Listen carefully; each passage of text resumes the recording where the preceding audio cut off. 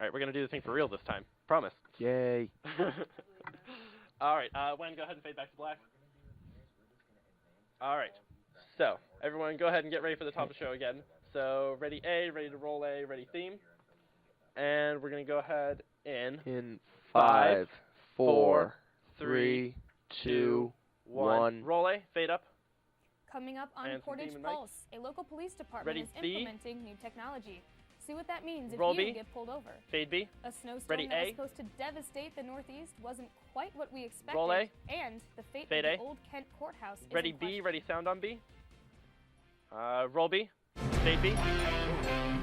Ready 4. And we're going to fade to 4 in 3, 2, 1. Fade to 4. And cure. Welcome to Portage Pulse. I'm your host, Jennifer Roberts. And put in The city CG2, please. of Kent's shiny new courthouse has been open since last That's year, the green but button. the old building has remained empty. That's okay. Now, the city is looking for Go back to Portage developers to Pulse. repurpose Fade in the CG2. old Thank you. courthouse on 3, South Water 2, Street. 1. Corey Fade York it out. has the story. Oh, sorry. Ready A. Ready A. Roll A, take A. Sound.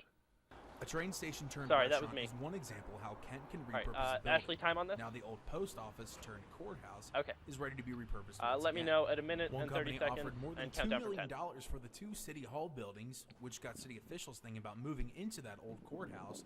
But Tom Wilkie, the economic director for the city, says the courthouse is just too small for them. This building, of course, is right in downtown, is ideally they're in the located. package? Unfortunately, it's not nearly big enough. Beautiful. It's about 6,000 square feet. We think we need a minimum of 12,000 square feet for a new city administration building. While there is no front runner of what's Thank going to you. go into the old courthouse, Mrs. Downtown have their own opinions of what they'd like to see going across the street from them.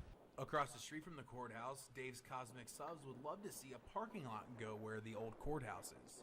Well, we're hoping that there's going to be a parking lot put in there just because of all the businesses and everything that's new and coming up in Kent. There's nowhere to park at all anywhere. Being in the middle of downtown Kent, the owner of Fresco thinks that whoever redevelops the property takes advantage of the location and turns it into multiple businesses. Thank you. Like a multi-purpose thing. I mean, might be a little too big for a restaurant, but I think you could put a bunch of little things in there. There is also the option of a developer buying the whole block with B-dubs and mugs also closed, but the city will be happy to see any business come in. The city would benefit primarily, almost regardless of what goes in there, 9, through increased 8, jobs and 7, the income tax 6, that we 5, derive from that. 4, For TV2 3, News, I'm Corey York. and fade it. Thank you. And we'll have Tom and City Manager Dave Ruller on the show in a little bit to dive deeper into this story. Portage County has a new treasurer. Thursday, Bradley Cromus was elected to succeed Vicki Klein. The Ravenna man received 52 votes to Keith Fletcher of Ritztown's 14 votes. 3 of the candidates dropped out before Thursday's voting. Cromus is expected to take office in mid-February. His term ends in September 2017. His first focus as treasurer is to prepare for the May 5th primary. And also, this week, Ravenna's new fire chief was sworn in. Wednesday, Mark Kozak took on his 3rd job. He also serves as assistant chief in Hiram's fire department and is a lieutenant in Stowe. He does plan to leave his position at Hiram after a transition period. Both the Ravenna trustees and Kozak said they're glad he's on the job. And graphic. And the Streetsboro Fire Department sent out 4 lieutenants to the National Fire Academy in Maryland this month, giving them the opportunity to develop safety and other firefighting skills. Fire Chief Robert Reinholtz said the lieutenants will come back and host in-house training for the rest of the department. The classes and lodging for these men were free, and the city is paying $170 for the 6-day session. The Suffield Board of Trustees has unanimously renewed its dispatch contract with Nimilshin Township of Stark County. It will cost Suffield just less than $2,000 and will last through December 31st Ready A, of ready this sound year. on A. This contract will the help Aurora Police coordinate body cam. dispatch services, so that the Suffield Fire and Emergency Services can continue to dispatch when needed. Right. This week, Aurora Mayor Ann Benjamin, announced the city's police department would start wearing body cameras by spring. The decision comes on the heels of several high-profile national incidents that have raised questions as to whether the cameras should be mandatory for all police. TV2's Tyler Cho reports Aurora residents and law enforcement are generally in support of the plan. Roll A, take A, sound full. I mean, it makes sense just to have that. I think it's good. That sounds like a good idea. How much time on this? Aurora Police Department is currently in the process of allocating funds to purchase body cameras for its entire full-time staff. So the second time we're doing it is really good, everyone. Aurora's Chief of Police Brian Bayard says this is just another safety precaution. You know, neighboring communities have had shootings, multiple shootings, involving officers where they had to protect themselves, and it's just one more piece of equipment that we can use to show what exactly took place at that particular time and what that officer saw.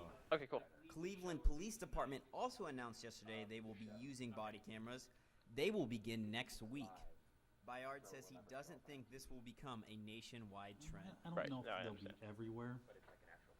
I think that you're always going to have people in a community that second guess any police the decision How much time on this? that they make. Thank you. Those people that are usually out there in the public giving their opinions are usually the people that no matter what you say, you're not going to appease them. Aurora police have yet to determine a policy when to use the body cameras. How about always? Chief Bayard says they are spending around $12,000 to purchase 30 cameras that won't be used until the spring of 2015. 4, in Aurora, 3, for TV2 2, News, I'm Tyler Trill. Fade. And Mayor Warmer Benjamin says the city has already set aside $5,000 for the cameras. She plans to ask City Council for $8,000 more. Right. And the Portage County Commissioners canceled 3 meetings for February. The board will no longer meet on the 10th, 12th, or 19th. They will meet February 9th and the 17th with times for public comment on both days. We'll also post these times on our Facebook page. And advanced graphic. The closure of Stanley Road in Wyndham Township is delayed again. The new deadline to open is February 6th. Buckeye Pipelines notified the Portage County Engineer's Office that it would take an extra week to complete the project. The road is closed in order to repair a faulty transmission line that runs under the pavement. And advance it. The Crestwood School District is putting a levy renewal on the ballot for 2016. The Crestwood Board of Education officials approved a resolution for the operating levy in a special meeting Tuesday. Crestwood's levy was initially approved in 2012 to keep the school operating on additional revenue following budget cuts. Revenue is revenge. I was Officials like, how do confirmed schools operate on the revenge? renewal is set at But that would explain so much. 4.8 mils, excuse me. The Ravenna Board of Education decided to opt out of the May primary ballot Monday.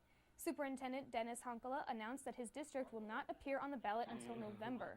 This decision comes after a year after voters turned down 2 school levies in the district totaling 5.9 mils. The failure of these levies prompted the board officials to cut many executive expenses, particularly staffing. And Ravenna City officials and the County Health District voted for the city to join the county district. The only thing needed to finalize the plan is Streetsboro's approval. Is this the right graphic? Streetsboro Mayor Glenn Braska said the city's law department is reviewing the plan. Streetsboro Councilman Steve Michniak said he thinks the new plan would weaken his city's voting power on the board. While these officials have voiced their concerns, Streetsboro has not yet reached ready a ready decision. sound on A. A new facility for addiction recovery for women is coming to Kent.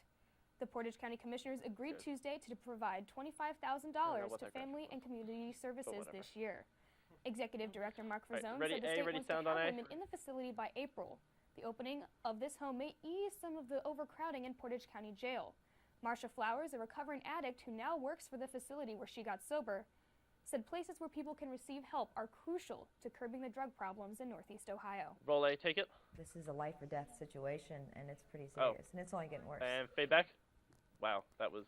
And when we return, we will have City Ready Economic B. Development Ready sound on Director B. Tom Wilk and Dave Roller. Portage Pulse will return shortly. And roll B.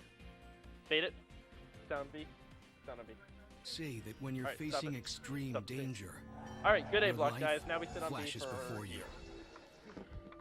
Okay,